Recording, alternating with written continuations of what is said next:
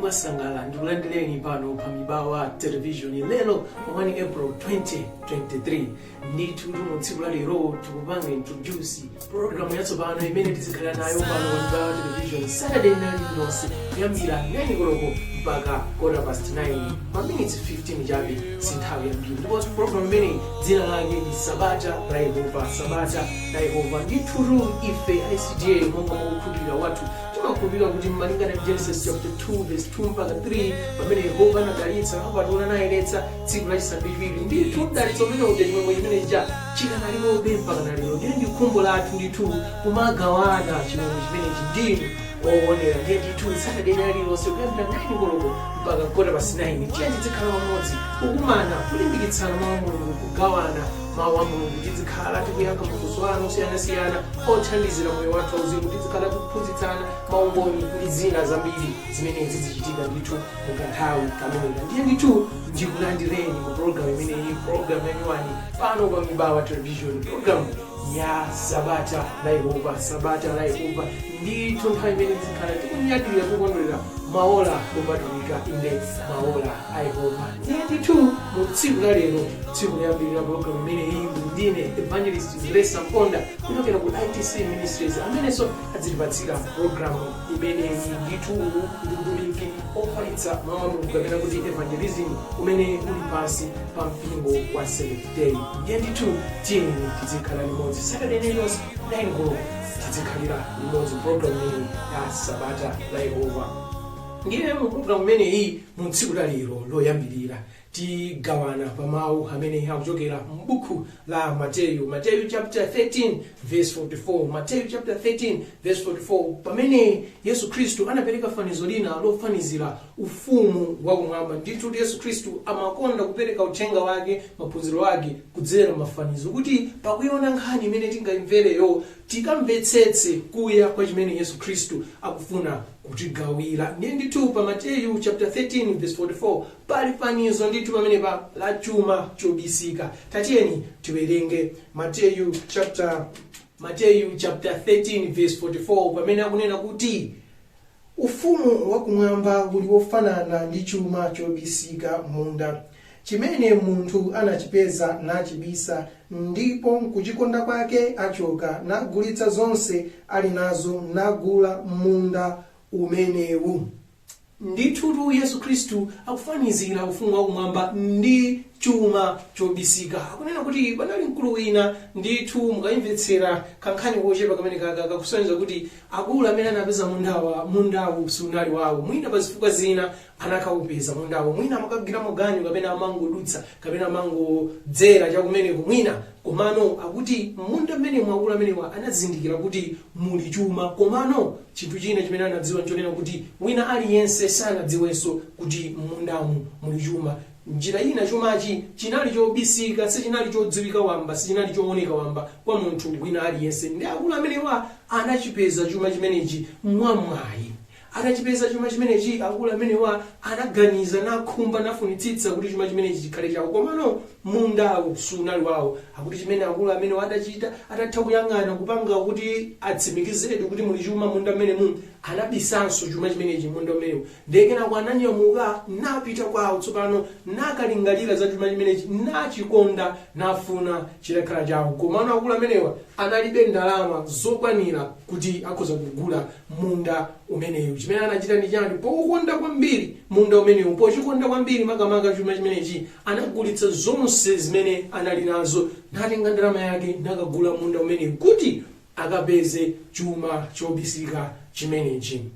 Ndiye ndithu mukankhani kochepa kameneka Yesu Kristu akutifotokozera kufunika ndi kupambana kwa ufumu wa Mulungu wakumwamba. Ndiye ndithu mukankhani kameneka tikutha kumuona Yesu Kristu akutifotokozera kunena kuti ndithu ufumu wakumwamba ndi mwayi kapena kuti ufumu wakumwamba ndi chisomo. Si zinthu zimene munthu ungazitamandire kapena kuti ungachita upangira pulani kuti ndikapezeka mu ufumu wa Mulungu. Ayitu ufumu wa Mulungu ukapezeka mu ufumu wa Mulungu ndi chisomo. Chifukwa akulu amenewa chuma chimene sanapangire pulani kapena kuganizira kuti akachipeza anangozindikira atakumana nazo. Anthu ambiri ndutha kwaona madutsa pamundawo ngakhalenso mwini munda mundawo amaona mundawo koma sanadziwe kuti muli chuma munda mmenemu. Ndithu tili kwambiri ku dziko lapansi amene timamva za mawu a Mulungu, amene timamva za Yesu Khristu, amene timamva za ufumu inde uli mkudzawo, koma ndi ochepa amene timatha kukwanitsa kuona ndi kuzindikira kufunika ndi kuya kwa nkhani imeneyi. Ndithu ndi chumadi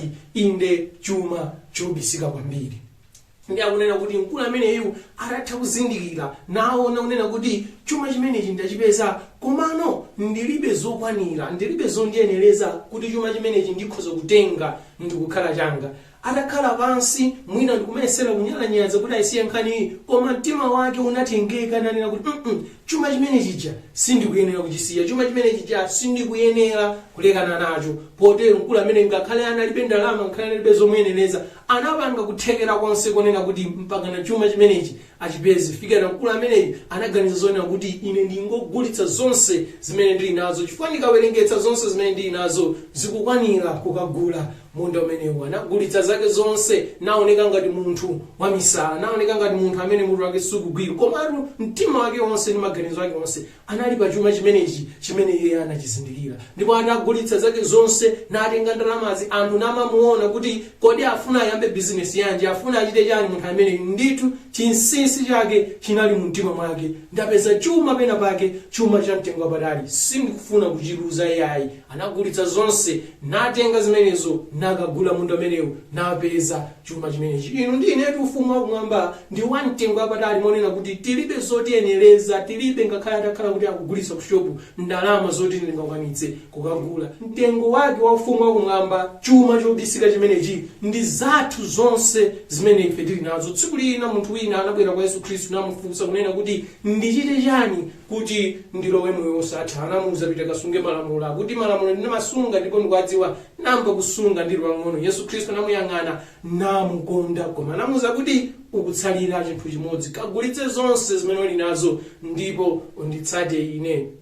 Ndithu kuti inu ndine tilowe mu ufumu wa Mulungu, tipeze ufumu umenewu, tikuyenera kusalenda kapena kuti kusiya zonse zimene ife tili nazo chifukwa cha ufumu wa Mulungu. Komatu si chapafupi, si chophweka kusiya zonse za pa dziko lapansi, kusiya zonse zimene tinazikonda, kusiya zonse zimene tinazidziwa, kusiya zonse zimene tinazidalira ndi kuziyembekezera ndi kuyika mu chiyembekezo chathu chifukwa cha ufumu wa Mulungu. Pokhapokha ifeyo titafika pa chidzalo poona ndi kumva ndi kuzindikira kuti nkhani ya ufumu wa Mulungu, nkhani ya Yesu Khristu, nkhani ya kumwamba ndi nkhani ya mtengo wapatali, ndi nkhani imene ili ngatidi chuma chobisika. Kodi inu mukamamva za Mulungu wakumwamba, kodi ine ndikamamva za Mulungu wakumwamba, ndimatengeka mtima ngati munthu amene waona chuma chobisika kapena zimaoneka ngati zoputaputa ndi zopanda ntchito. Ndipo khapo tu pamene inu ndi ine tidzafike pa chidzalo pomvetsetsa ndi kuzindikira kuti ufumu wa Mulungu ndi chuma cha mtengo wapatali. Pa dziko lapansi tikhoza kupeza zinthu zosiyanasiyana, pa dziko lapansi tikhoza kupanga zinthu zosiyanasiyana, tikhoza kukhala nazo ndalama zochuluka, tikhoza kukhala nawo magalimoto ochuluka, katundu ochuluka, mapuloti ochuluka, komatu kuchoka pa dziko lapansi pano tisanapeze ufumu wa Mulungu ndi kuluza chifukwa tachoka pa dziko lapansi tisanapeze chuma cha mtengo wapatali, inde chuma chobisika chimene chili ufumu wa Mulungu wakumwamba. Ndipo tikayang'ana fanizo limeneli, chuma chobisika chimenechi chimene chili ufumu wa Mulungu, ndithu mkulu amene anachiona nachizindikira sichinali munda mwake iyayi, anayenera kuti achite kanthu kena kuti achipeze chuma chimenechi. Inde Yesu Khristu anafa pa mtanda, anatiwombola, anatifera, ndife mfulu tsopano, komano sizinatherepo mpotu, tikuyenera ifeyo tichite china chake, tikuyenera tizipereke nsembe. Ndithu khomo la chipulumutso linatsegulidwa, khomo lolowa mu ufumu wa Mulungu linatsegulidwa, ndipo maso anthu anatsegulidwa oona ndi kuzindikira ufumu wakumwamba, komano mu ufumuwo sitinalowe. Tikuyenera tizipereke nsembe kuti tipeze ndithu ufumu wa Mulungu umenewu, ndi chuma cha mtengo wapatali. tingayende ndikupeza zinthu zosiyana-siyana kudziko lapansi, kukhala nawo madalitso osiyana-siyana kudziko lapansi. Pa madalitso amenewo, pa zokoma zimenezo, pa zabwino zimenezo, inu ndi ine tiphatikizirenso chuma cha mtengo wapatalichi chimene chili ufumu wa Mulungu wakumwamba. Ambiri tikuyenda kudziko lapansi koma sitinadziwebe ndi kuzindikira kuya ndi kufunika